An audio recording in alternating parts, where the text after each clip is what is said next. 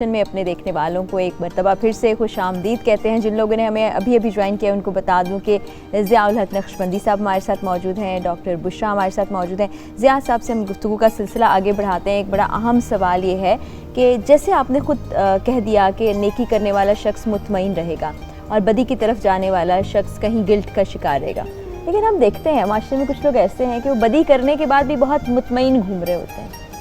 वो क्या है? मेरा ख्याल है ज़मीर मुर्दा हो जाता है और बेहिस हो जाते हैं।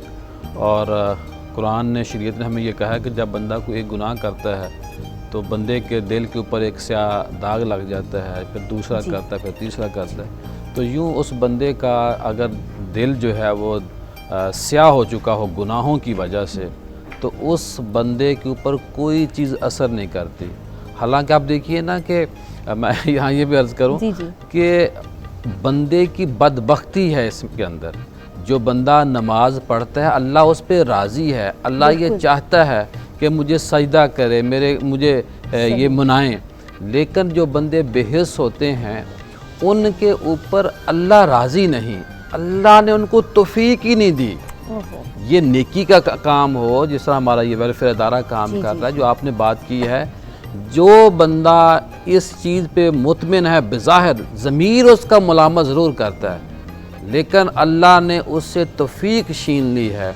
और रसूल पाक सल्लल्लाहु अलैहि वसल्लम की शरीयत से जब हम रोशनी लेते हैं तो वहाँ क्या है कि जो सबसे बड़ी नेकी ये है कि दूसरे के काम आना, दूसरे के मामलात में। अब देखिए कि बंदा है, वो उसके पास बंदा आता है काम के लिए, हेल्प के लिए, तो हदीस पाक मतलब बंदा उसके साथ चलता है तो क्या होता है, चलने के बाद एक हदीस में आता है कि 5000 फरिश्ते उस बंदे की मदद के लिए निकलते हैं जो उस बंदे के साथ जाते हैं।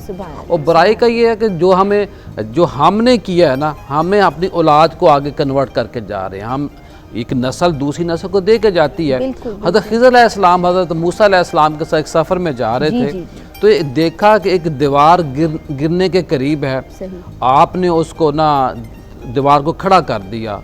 हम मूसा अलैहिस्सलाम ने पूछा, सूरह काफ के अंदर ये बड़ा वाक़या तफसील के अंदर साथ मौजूद है, तो पूछा और बताया कि मुख्तसर अल्फाज में ये कि ये दीवार के नीचे एक ख़जाना है, जिस बच्चों का ये ख़जाना है उसका बाप फौत हो चुका है, तो इसलिए ख़जाना बचाने के लिए दीवार को खड़ा किया गया।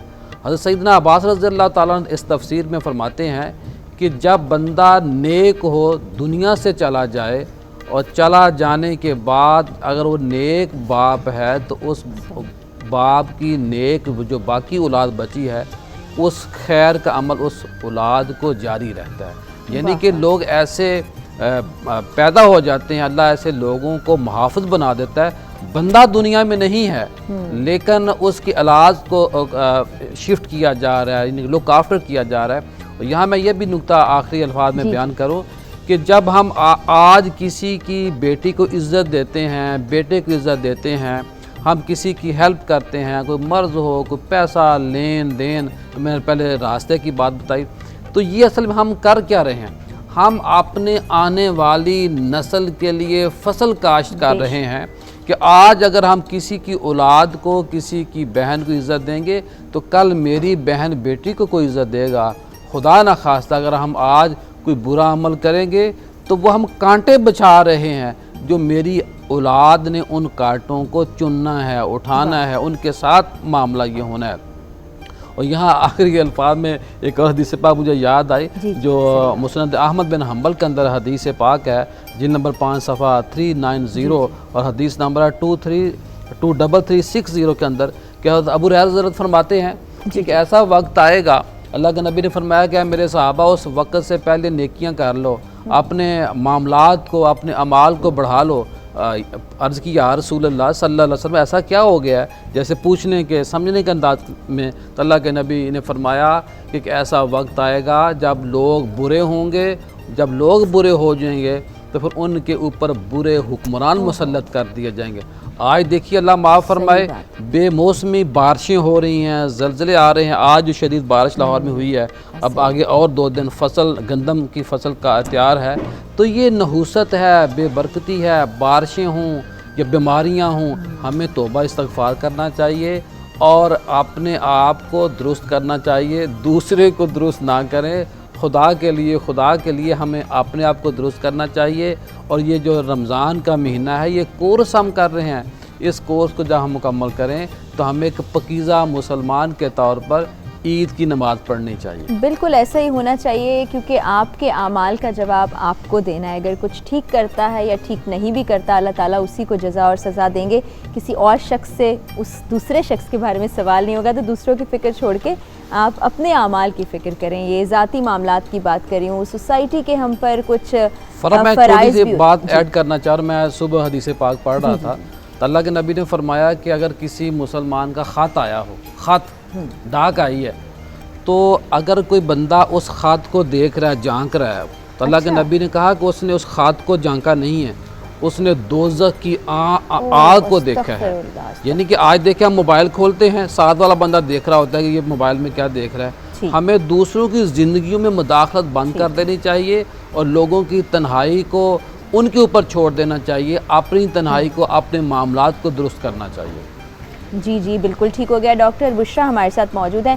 डॉक्टर साहिबा, ये इदारा बच्चों की तालीम और तरबियत तो करता ही है, इनको मुफीद शहरी भी बनाता है, इनको हुनर भी सिखाता है। वो ज़रा देखने वालों के बताइएगा कि क्या क्या हुनर हैं, क्या क्या ऐसी चीज़ें जो वहाँ होती हैं तालीम के अलावा। जी, बेसिकली पर अब इन बच्चों के लिए तालीम आप दे भी दें, तालीम देने के बाद इनको अपना ख़ुद मुख्तार शहरी बनाना सबसे ज़्यादा ज़रूरी है, जिस पर हमज़ा फाउंडेशन का फ़ोकस है बहुत सालों से।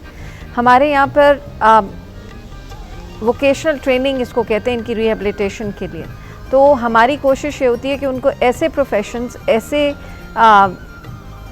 डिसिप्लिन्स में ट्रेन किया जाए जहाँ कम से कम बोलचाल हो, जिसमें एक ये डिज़ाइनिंग जो आपका जो पहनावा है, ड्रेस किया है एसएन ने डिज़ाइन, बेसिकली इसको बैचलर ऑफ फाइन आर्ट्स में हमारे 2 प्रोग्राम्स ऑफ़र होते हैं, एक टेक्सटाइल डिज़ाइनिंग, दूसरा ग्राफिक डिज़ाइनिंग, उसके साथ कंप्यूटर्स की एडवांस ट्रेनिंग। कंप्यूटर्स हमारे बच्चों को बहुत छोटी सी उम्र में हर लेवल पर सिखाया जाता है। फिर जो बच्चे इसमें कोर्स करना चाहते हैं उनको, फिर उसके साथ साथ हम BSc ऑनर्स ऑडियोलॉजी में ऑफ़र करते हैं, वो नॉर्मल हेयरिंग बच्चों के लिए भी है और डेफ बच्चों के लिए भी है।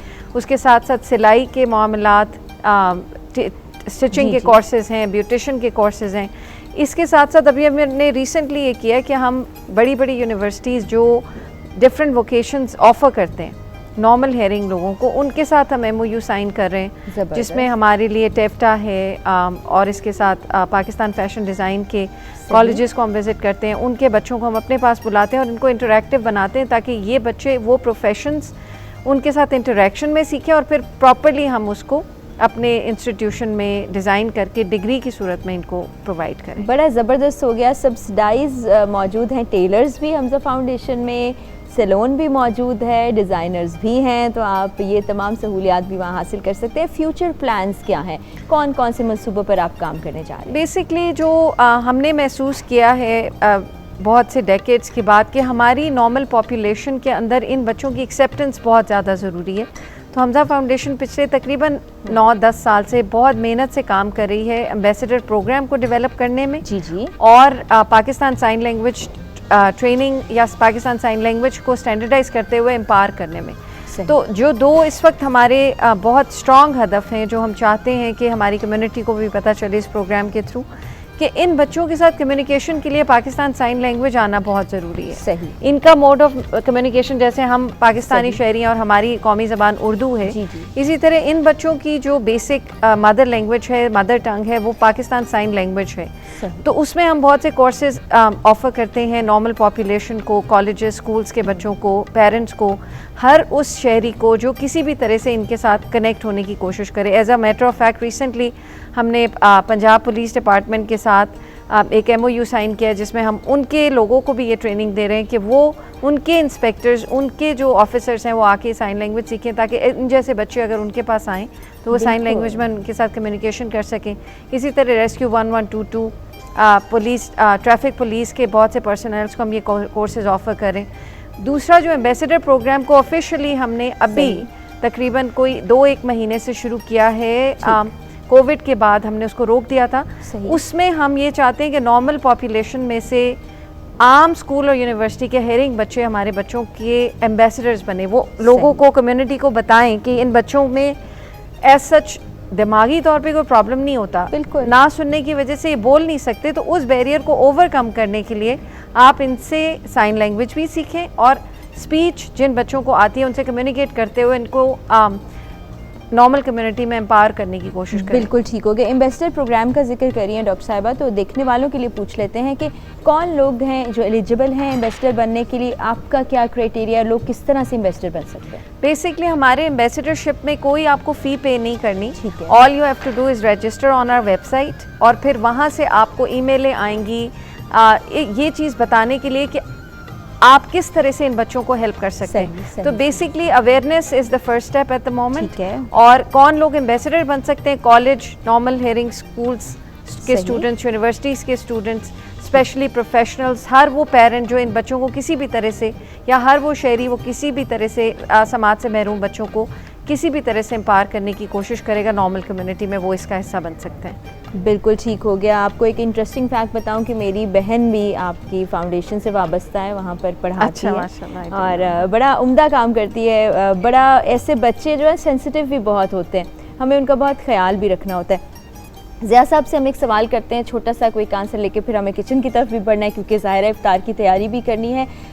माशरे पर बदी के बड़े असरात होते हैं, जिसका एक असर आपने ये बता दिया कि जब बुराई बहुत फैल जाती है तो आपके ऊपर हुक्मरान भी ऐसे हो जाते हैं कि आप खुद परेशान होते हैं कि हमारे साथ क्या हुआ, हालांकि ये नतीजा हमारे अमाल का ही होता है। इसको बेहतर कैसे किया जाए? एक इनफरादी तौर पर शख्स क्या कोशिशें कर सकता है कि नेकी की राह पर चले और बुराइयों से दूर रहे? फिर हम कहते हैं शैतान भी तो बहकाता है ना। देखिए, इंसान ने बुनियादी तौर पर ये करना है कि जब सुबह सो के उठता है उसको एक निज़ाम बनाना चाहिए।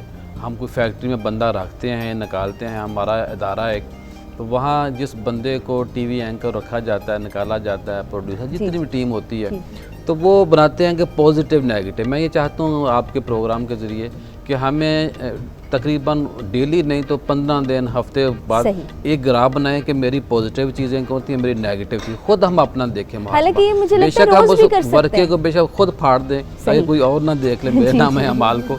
तो जब बंदा देखे कि ये चीज़ें मैं जो हैं, जो बुराइयाँ मेरे अंदर पाई जाती हैं, मैं पहले स्टेप में ये जो छोटी बुराइयाँ मेरे अंदर मैं इनको ख़त्म कर लूँ, तो अगर बंदा हर हफ्ते एक अपनी बुराई को ख़त्म कर ले तो बंदा एक महीने के अंदर पकीज़ा ज़िंदगी की तरफ जा सकता है। आप देखिए कि अगर हम कोई लैंग्वेज सीखते हैं तो हम अल्फाज का ज़ख़ीरा अपने जहन में रखते हैं, तो इसी तरह हमें चाहिए कि अपने जिस्म के अंदर ऐसी बुराइयां, ऐसे अमाल जो नेगेटिव हैं उनको ख़त्म करें, जो पॉजिटिव हैं उनमें इजाफा लेके आएं। बिल्कुल बेहतरीन बात बता दी। हमें अपना खुद ही से देखना है कि अच्छाई क्या है, बुराई क्या है, मुहासबा खुद से करना है। ज़िया साहब अब हमसे इजाज़त चाह रहे हैं, कह रहे हैं आज मैं इफ्तार यहाँ नहीं करूँगा, कहीं और मैं मदू हूँ, तो इनको हम कहेंगे कि बहुत बहुत आपका शुक्रिया भी कहेंगे और कल दोबारा मधु भी करेंगे। मधु करने की बात नहीं, हमारे घराने के फ़र्द हैं। और हमज़ा फाउंडेशन से डॉक्टर बुशरा एजाज साहिबा हमारे साथ मौजूद हैं, बड़ा ही ज़बरदस्त ये काम करें। मैं तमाम देखने वालों को कहूँगी कि आप इस काम को सपोर्ट करें। वर्ड ऑफ माउथ से बहुत सारी चीज़ें फैलती हैं। आप लोग खुद चले जाएँ, हमज़ा फाउंडेशन का विज़िट करें, मैं भी जा चुकी हूँ, कोई भी आ सकता है। बिल्कुल, absolutely, everybody is welcome. Actually जो भी चाहे विज़िट करें, हमारे लिए बहुत खुशाइन बात। और उन बच्चों को इनकरेज करें, देखें कि वो बड़े टैलेंटेड हैं। मैंने पेंटिंग्स बनाते हुए बच्चों को देखा, बहुत खूबसूरत। तो डॉक्टर साहब आपका भी बहुत शुक्रिया आज हमारे साथ मौजूद रहने के लिए। अब आप सोच रहे होंगे कि आज मैं यहीं बैठी हुई हूँ, यहाँ से बिल्कुल उठी नहीं, किचन में नहीं गई, तो बस कुछ ही देर में मैं किचन में आ रही हूँ। फ़ायज़ा आप रेडी हैं? मैं आके गेस करूँगी आज ड्रिंक क्या बनने वाला है। जी मैं रेडी हूँ, और आज मैंने आपके गेस करने के लिए कुछ भी नहीं रखा हुआ। ये भी सही है। चलें जी, मैं अपने साथ आप लोगों को थोड़ा सा रेसिपी के बारे में बता दूँ। बेसिकली आज जो है ना वो हमने बनाए हैं कनौर के चिकन विंग्स बनाए हैं, और साथ में हमने बनाए हैं सबरूसों के बर्गर पैटीज़। रमज़ान का नाम सुनते ही हमारे जहन में ना बहुत सी चीज़ें आती हैं, जिसमें से एक चीज़ जो होता है ना वो मज़े मज़े के खाने होते हैं।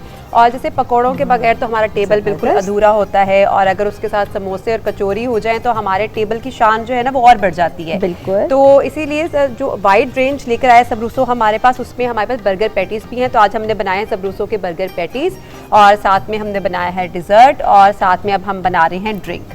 मुझे कुछ सोडा टाइप की चीज़ लग रही है, रखा कुछ भी सोडा, नहीं हुआ, हाँ, रखा कॉफी तो कुछ सोडा भी लग हुआ। रहा है, मुझे लग रहा है शायद कॉफी का कुछ ड्रिंक बना रहे हैं। आज हम बना रहे हैं कॉफी स्पार्क्स बना रहे हैं। वेरी और गुड। हाँ, देखिए मेरे गैस अच्छे होते चले जा रहे हैं फायजा। अच्छा, मेरे पास यहाँ पे कॉफ़ी है तकरीबन 1/4 कप मेरे पास कॉफ़ी थी, जबरदस्त। और उसमें मैंने 1 कप चीनी और 1.5 कप पानी डाल के उसको बॉईल कर लिया। यहाँ ग्लास में मैंने 2 जो है ना वो लेमन के पीसेस डाले थे, थोड़ा सा मेरे पास मिंट था और बर्फ़ डाल के मैंने रखा हुआ है। अब ये 1/4 कप कॉफ़ी का मिक्सचर मैं इसके अंदर डालूंगी, और कॉफ़ी का मिक्सचर डालने के बाद हम इसमें डालेंगे सोडा। ठीक है। और ये जो असल में मैंने गेस किया है ना, उसमें मुझे मदद दी है ये कॉफ़ी की खुशबू ने, तो मुझे लगा कि सेट पे कॉफ़ी अगर मौजूद है तो कॉफ़ी से रिलेटेड कोई ड्रिंक बन रहा होगा। कॉफ़ी से रिलेटेड बन रहा है और साथ में हम सोडा यूज़ कर रहे हैं। ज़बरदस्त। देखते हैं कि ये कैसा होता है, कॉफ़ी लवर्स ट्राई करें। हाँ, और इसमें लेमन है और साथ में मिंट भी है, तो ये कॉफ़ी के साथ मिंट का फ्लेवर और लेमन का फ्लेवर ये और ज़्यादा अच्छा लगेगा इसमें। ज़बरदस्त। और मैंने कुछ फरमाइशें भी की हुई हैं फ़ायज़ा से। फ़ायज़ा माशाल्लाह से इतना अच्छा खाना बनाती हैं कि रोज़ाना इफ्तार पे मज़े मज़े की चीज़ें होती हैं। हम वो समोसे पकौड़े तो खाते हैं जो रूटीन की इफ्तारी होती है, चाट दही बड़े, लेकिन ये चीज़ें हमारे दस्तरखान की रौनक को मज़ीद बढ़ाती हैं। जी, जो है हमारा कैमरा इसको कवर कर ले अच्छे तरीके से। और मैं आपको विंग्स की रेसिपी जल्दी से शेयर कर देती हूँ। विंग्स में आपने क्या करना है, 2 चिकन क्यूब्स लेने हैं, उसको आपने चिकन के ऊपर लगाना है। और मेरे पास तकरीबन 1 किलो जो थे वो चिकन विंग्स थे, और उसके ऊपर मैंने 2 क्यूब्स जो हैं वो कनौर के लगाए, और साथ में मैंने 1/4 कप जो है वो कॉर्नफ्लावर इस पर लगा के इसको फ्राई कर लिया। फ्राई करने के बाद मैंने इसके अंदर 2 टेबल सॉस बनाने के लिए मेरे पास 1 टेबल स्पून जिंजर चॉप था, या आप स्लाइस कर लें, और 1 टेबल स्पून ही मेरे पास गार्लिक था। उसको थोड़ा सा ऑयल में सौते करने के बाद मैंने उसके अंदर 2 table spoon soya sauce, 1/4 cup मैंने उसके अंदर चिली गार्लिक सॉस ऐड की थी, और मैंने उसके अंदर ब्राउन शुगर ऐड की थी 1 table spoon, hot sauce add की है मैंने उसके अंदर 2 टेबल स्पून, और मेरे पास थोड़ी सी ब्राउन शुगर थी। इसकी सॉस बना ली और सॉस में मैंने इसको कवर किया विंग्स को, और ये विंग्स हमारे झटपट से रेडी हो गए हैं। बहुत आसान कर दिया है काम कनौर ने, और टेस्ट भी बहुत अच्छे टेस्ट के साथ। ये इफ्तार में हम चखेंगे और फिर बताएंगे आपको टेस्ट भी। और ये मीठे में भी कुछ रखा है। मीठे में हमारे पास है इंजीर और सब्ज़ इलायची यानी कि कार्डिमम का हमने आज डिज़र्ट बनाया है, जो कि है हमारे पास चीज़ केक। इसकी जल्दी से रेसिपी आपके साथ शेयर कर देती हूँ। मेरे पास इंजीर थे 200 ग्राम, उसके अंदर 50 ग्राम मैंने ब्राउन शुगर डाल के उसको अच्छे से कुक कर लिया। कुक करने के बाद तो उसकी शेप शक्ल थोड़ी इस तरह की हो जाती है, जैसे आपका एक फ्रूट्स का जैम बनता है ना, वैसे ही जैम सा बन जाएगा। और फिर मैंने क्या किया, 200 ग्राम मेरे पास विपिंग क्रीम थी, उसके अंदर मैंने क्रीम चीज़ ऐड की। क्रीम चीज़ आप अपने टेस्ट के अकॉर्डिंग ऐड कर सकते हैं।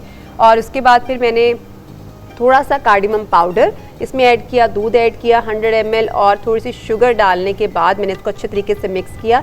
10 ग्राम मैंने इसके अंदर जेलेटिन डाला, कप्स में फिल करने के बाद इसको अच्छे से ठंडा कर लिया, सेट कर लिया, और ऊपर मैंने ये फिग का जैम लगाया है। आप इसे फिग कंपोट कह सकते हैं, और आम वर्डिंग में आप इसको जैम भी कह सकते हैं। ठीक है, तो अभी ब्रेक की तरफ हम जा रहे हैं। हमारी खूबसूरत सा दस्तरखान सज चुका है, कुछ ही देर में हमें इफ्तार की जानिब भी बढ़ना है। यहाँ पर छोटा सा ब्रेक लेंगे, ब्रेक से वापस आते हैं, फिर मज़ीद गुफ्तगू भी करते हैं।